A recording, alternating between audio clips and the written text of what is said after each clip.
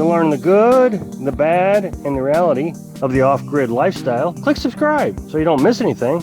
Hit the bell notification. So we've been down in our new off-grid property, I think just over 2 weeks. I think it's been like 2 weeks and 3 days, 4 days, something like that. And we've gotten a lot done. I've showed you everything we've gotten done. We've gotten the well installed. We got the camper off the truck.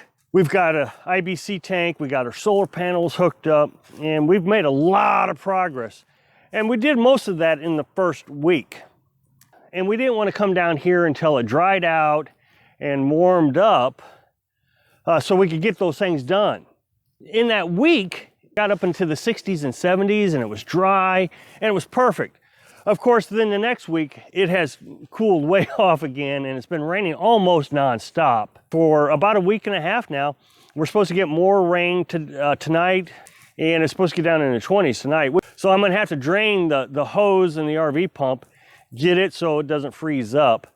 It's only gonna get down to 20s, and then it's gonna get back up above freezing. But I tell you, the freedom of being out here on the property is just absolutely incredible.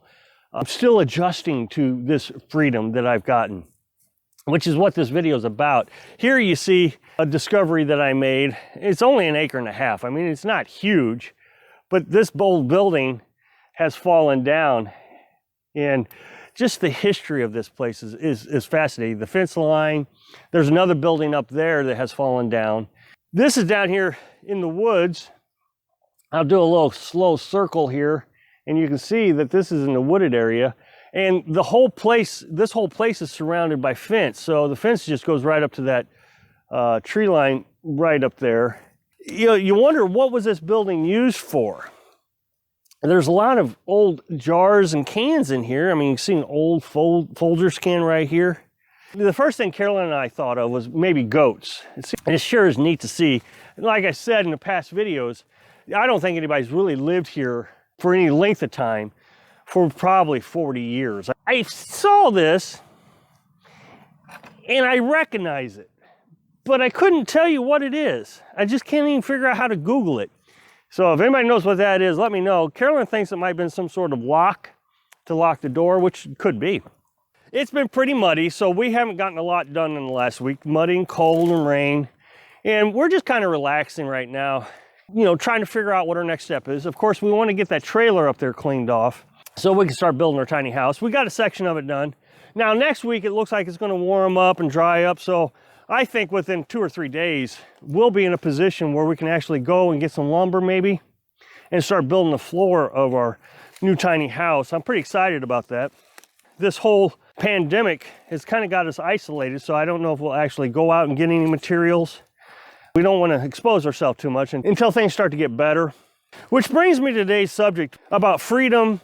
I've been told, and I agree, that we got out of the nomadic lifestyle just in the nick of time. With this pandemic, it's really difficult for people to find places to camp. State parks are closing down, RV parks are closing down. My dad runs an RV park in Florida, and all the state parks shut down. So there's no place to camp for campers to camp. So he's actually getting where he's overbooked on people calling in wanting a place to camp because there's just no place to camp. And so, of course, us having now become off-grid and living on our own property in a tiny house or a camper, however you want to look at it, it's incredible how lucky we got. But I'm not entirely sure it was luck. I guess the timing is luck. But I was saying for so long that I thought the nomadic lifestyle was in trouble. Campgrounds were getting closed down. It was getting where I wasn't sure that we would have any place to stay in the wintertime in a year or so. We went down to Texas this last time because they had a bunch of city parks that you could camp at for free for just a few days, 2, 3, 5 days. And it had free electric and free water.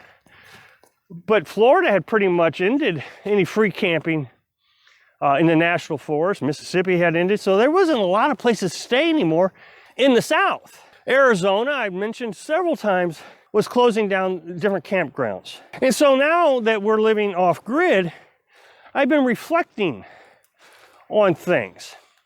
Supposedly, Nomadic lifestyle is supposed to be the most freedom that you can achieve.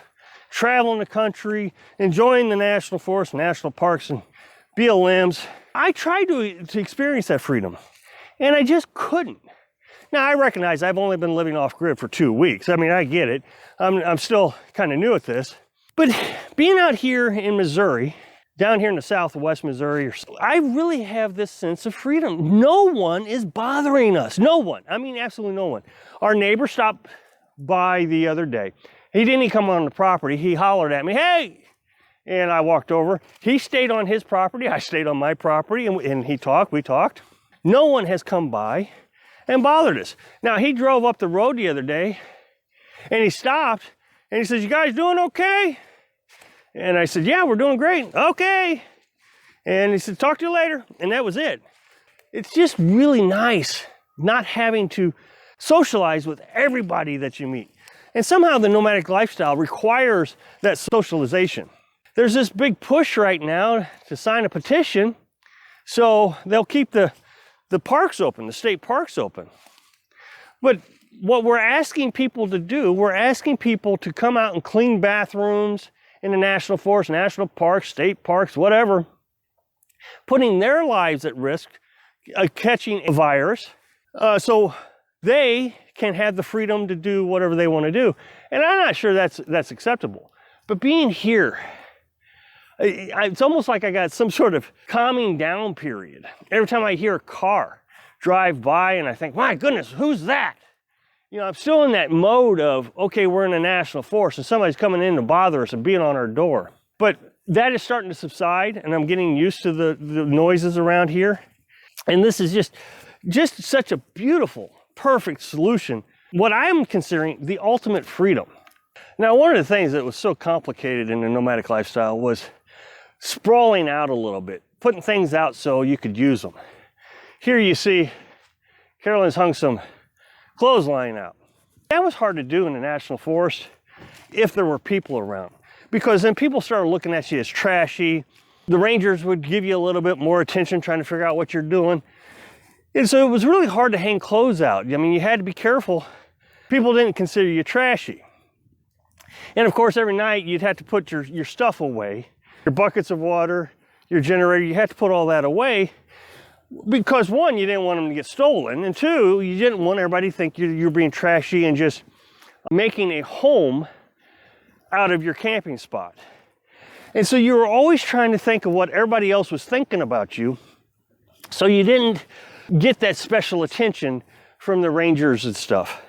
And so I never really felt this sense of freedom that so many people say that you accomplish, that I am feeling here. I can leave my buckets out. I can leave my generator out.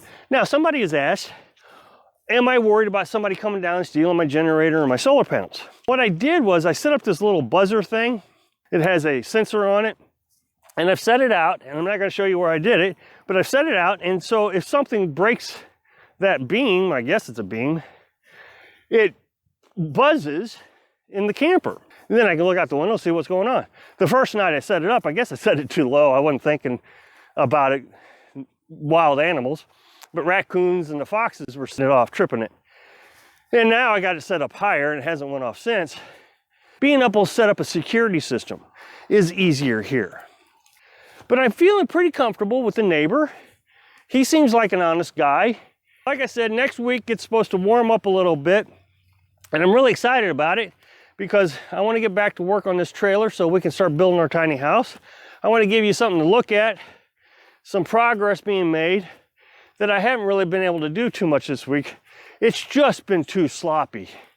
We can't burn any wood, so we'd have this huge pile of wood stacked up if I was working in the rain. The freedom just to exercise my mind, to create things, and to explore and just come out. I mean, like today, I came out and I wanted to check to see if the well water was running better. And I went out and started up a generator. It's my property. I can do that. I can do what I want. Where it seems like when I was in the national forest, I was always cautious of what somebody else might think or do in response to us trying to be free. I'm really happy out here. and it's only been 2 weeks. I've not had this sense of homelessness. You know, Carolyn and I was really feeling homeless that last part of our lifestyle. And then I got to thinking about, well, maybe it's because it's new. Maybe I'm feeling free because this is new and it's all fresh. But the thing is when we started out the nomadic lifestyle, we always had this sense of uneasiness that we were doing something wrong, and eventually we were going to get in trouble for whatever that was. But I've not had that feeling here once. Thanks for watching.